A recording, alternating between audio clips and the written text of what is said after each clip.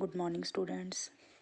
कल हमने हमारी बुक आरोह की कविता नंबर 6 उषा, जिसके कवि शमशेर बहादुर सिंह जी हैं, वह स्टार्ट की थी। कल हमने इसके फर्स्ट पहरे की व्याख्या की थी। इस कविता के अंदर प्रातःकाल के समय का वर्णन है कि प्रातःकाल का जो समय है वह बड़ा ही शांत तथा ओस की नमी के कारण कुछ गीला गीला होता है। उस समय आकाश की पूर्व दिशा में हल्की सी लालिमा होती है और सूर्य की लाल किरणें संपूर्ण प्रकृति पर फैल जाती हैं। कुछ इस प्रकार का वर्णन हमारी कविता उषा में कवि शमशेर बहादुर सिंह जी ने किया है। आज हम इसके सेकंड पहरे की व्याख्या करेंगे, जो कि हमारा यहाँ से स्टार्ट है। राख से लिपा हुआ चौका अभी गीला पड़ा है।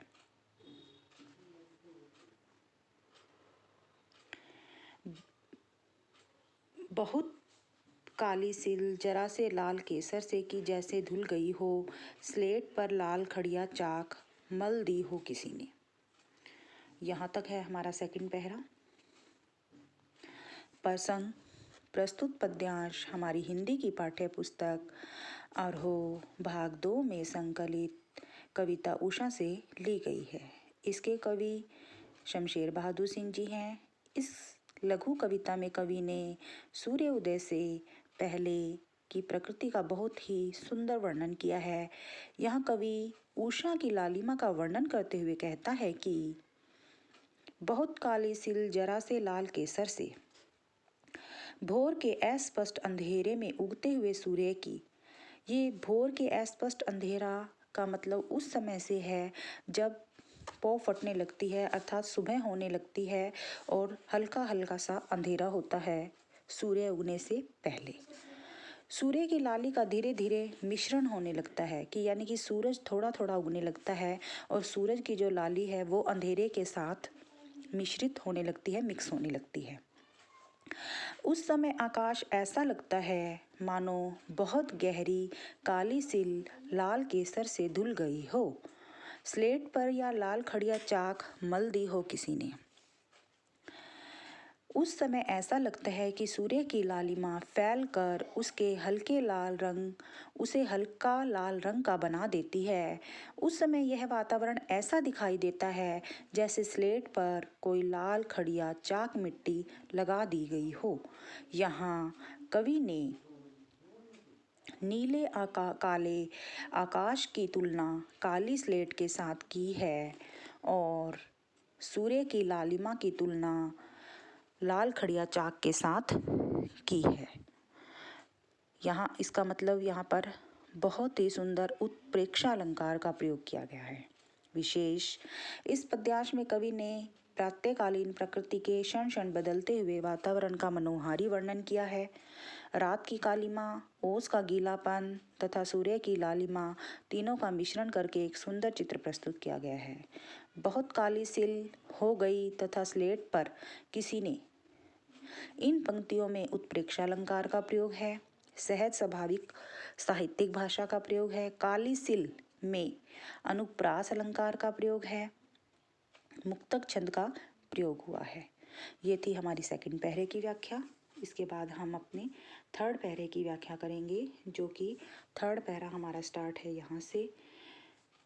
नील जल में या किसी की गोर झिलमिल देह जैसे हिल रही हो और जादू टूटता है उस उषा का, अब सूर्य उदय हो रहा है। यहाँ तक प्रसंग वही पहले की तरह कि प्रस्तुत पद्यांश हमारी हिंदी की पाठ्य पुस्तक आरोह भाग 2 में संकलित कविता उषा से अवतरित है। इसके कवि शमशेर बहादुर सिंह जी हैं। इस लघु कविता में कवि ने सूर्य उदय से पहले की प्रकृति का सुंदर वर्णन किया है। यहाँ कवि सूर्य उदय का वर्णन करते हुए कहता है, कुछ कठिन शब्दों का अर्थ पहले बताती हूँ। नील जल, यहाँ पर एक शब्द है नील जल। नील जल का अर्थ नीले रंग का पानी। गोर, गोर का अर्थ गोरे रंग की। झिलमिल देह, झिलमिल देह का मतलब चमकता हुआ शरीर। सूर्योदय, सूर्योदय का अर्थ सभी जानते ही हैं, सूर्य के उदय होने का समय। व्याख्या। प्रातः काल में पहले तो आकाश में गहरा नीला रंग होता है, फिर सूर्य की श्वेत श्वेत अर्थात सफेद आभा दिखाई देने लगती है। उस समय का प्राकृतिक सौंदर्य ऐसा दिखाई देता है मानो किसी सुंदर युवती की गोरी देह नीले रंग के पानी में झिलमिला रही हो। परंतु कुछ समय बाद आकाश में सूर्य उदय हो जाता है और पता भी नहीं लग पाता कि उषा का क्षण क्षण में बदलता हुआ सौंदर्य लुप्त हो जाता है, अर्थात क्षण भर में ही आकाश में सूर्य उदय हो जाता है और प्रकृति का सौंदर्य भी नष्ट हो जाता है।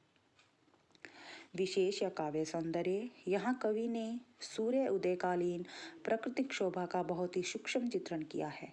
नीला जल हिल रही हो में उत्प्रेक्षा अलंकार का प्रयोग हुआ है। नीला जल हो रहा है में अनुप्रास अलंकार का प्रयोग है। सहज सरल एवं साहित्यिक भाषा का प्रयोग है। संपूर्ण पद्यांश चित्रात्मक भाषा के लिए प्रसिद्ध है। मुक्तक छंद का प्रयोग हुआ है। तो स्टूडेंट्स, कल हमने जो हमारी कविता उषा स्टार्ट की थी शमशेर बहादुर सिंह जी की, कल हमने उसके फर्स्ट पहरे की व्याख्या की थी। तो ये है हमारे सेकंड लेक्चर में सेकंड और थर्ड पहरे की सपसंग व्याख्या। Okay, thanks.